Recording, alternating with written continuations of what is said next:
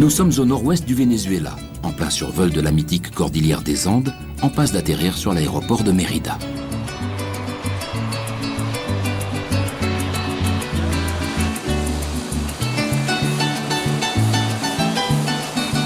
Nous devons rejoindre à quelques 80 km la plantation de cacao El Pedregal.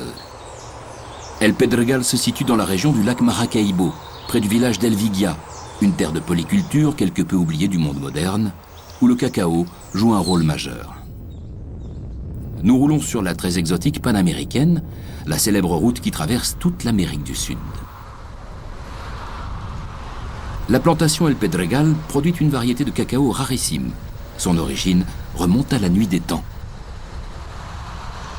Il aura fallu 10 longues années de travail passionné à la société Valrhona, propriétaire de la plantation, pour isoler les derniers plants de cacaoyers sauvages et pour les replanter à El Pedregal.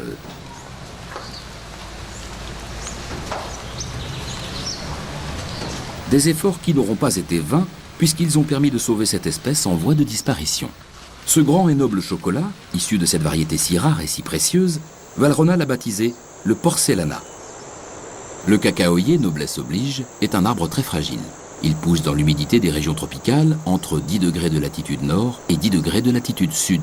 Sa Majesté doit grandir à l'abri du soleil, à l'ombre de ses sujets, arbres plus grands et plus robustes. Le bananier, particulièrement adapté, joue souvent ce rôle protecteur. L'altitude idéale est de 400 à 600 mètres. La température doit, quant à elle, osciller entre 20 et 30 degrés centigrades.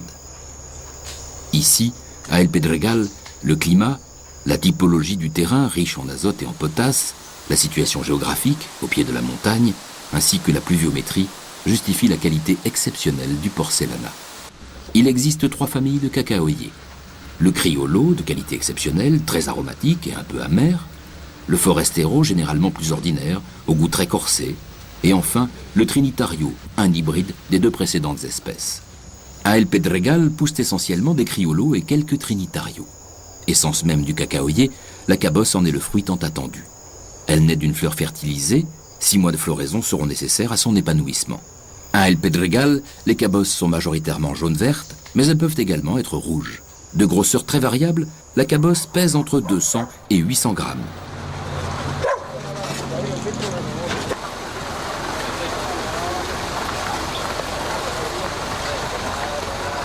La plantation couvre quelques 180 hectares.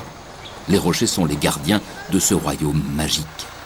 Pour préserver la qualité de son âme, Sa Majesté Porcelana doit être protégée jour et nuit. Les déplacements des cueilleurs se font en tracteur. La cueillette constitue la première étape du processus de production du cacao. Dans les plantations, le cacaoyer est taillé à 5 ou 6 mètres afin que les cabosses soient plus faciles à atteindre lors de la cueillette.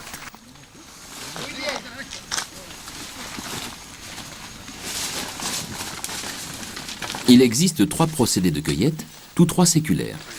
La machette, pour les cabosses les plus accessibles. Le ciseau également. Et la gaffe pour les plus hautes. Les 3 méthodes nécessitent précision des gestes et concentration des regards.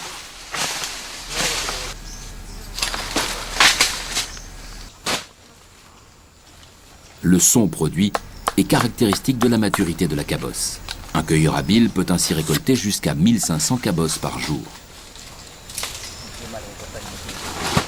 Les cabosses sont ensuite mises en sac. Les cueilleurs déposent les sacs au bord du chemin. Ils pèsent plus de 50 kilos. Les sacs, nobles témoins d'une journée de labeur de l'homme, sont ensuite transportés en tracteur à la plantation. La seconde étape du process, c'est l'écabossage. Contraste saisissant, le fruit, pour révéler son précieux trésor, est ouvert à l'aide d'un gourdin. Ce geste, sous son vernis un peu primaire, est en fait très précis et nécessite une réelle habileté. Simultanément, un équipier retire les fèves de la cabosse, révélant ainsi ses trésors. Une cabosse peut contenir une quarantaine de fèves, disposées sur 5 rangées, noyées dans une pulpe blanchâtre et sucrée, appelée mucilage. 20 cabosses donnent en moyenne 1 kilo de fèves séchées.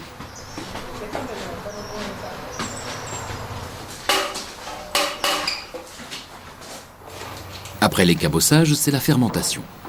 Les fèves sont versées dans des bacs en bois, la pulpe sucrée fermente, réduisant l'amertume et l'astringence de la graine développant ainsi les prémices des futurs arômes.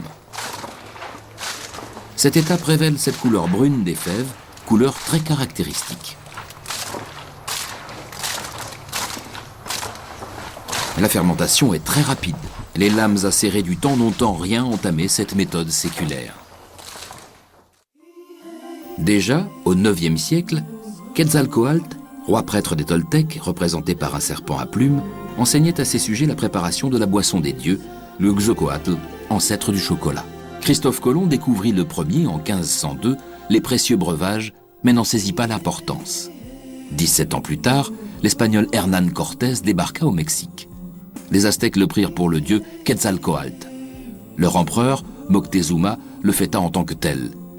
En remerciement, Cortés anéantit la civilisation aztèque et s'empara de la précieuse boisson. Félicité par sa reine, Cortés effectua un retour triomphant au pays. Longtemps monopole espagnol, le chocolat ne tarda pas ensuite à pénétrer toute l'Europe.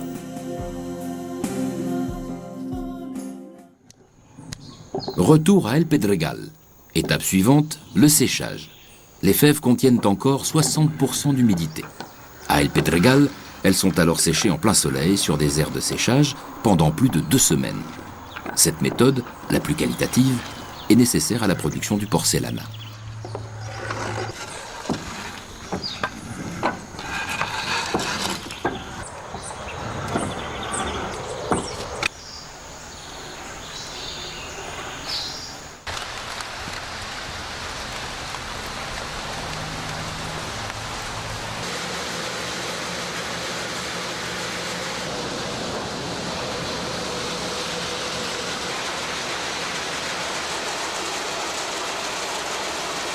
Ensuite, après avoir été stockées, les fèves sont calibrées dans cette machine. Elles sont classées en fonction de leur flaveur, terme technique mariant fragrance et saveur. Elles contiennent près de 50% de beurre naturel de cacao.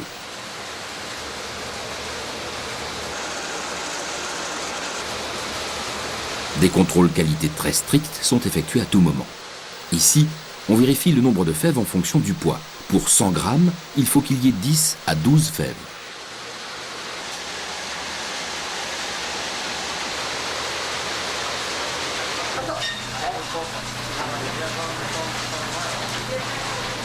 Après avoir été calibrées, les fèves subissent l'étape du tri manuel.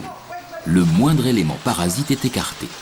Les femmes, souvent plus méticuleuses, sont majoritairement employées à cette tâche. Un travail fastidieux, très important pour un cacao de qualité optimale.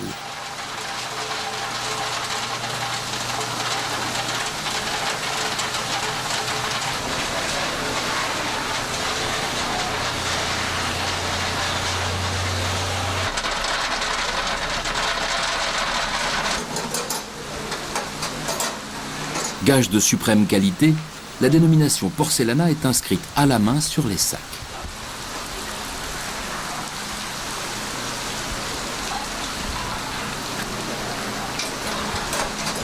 Les fèves sont alors mises en sac. Les sacs sont pesés, ils doivent faire 60 kg.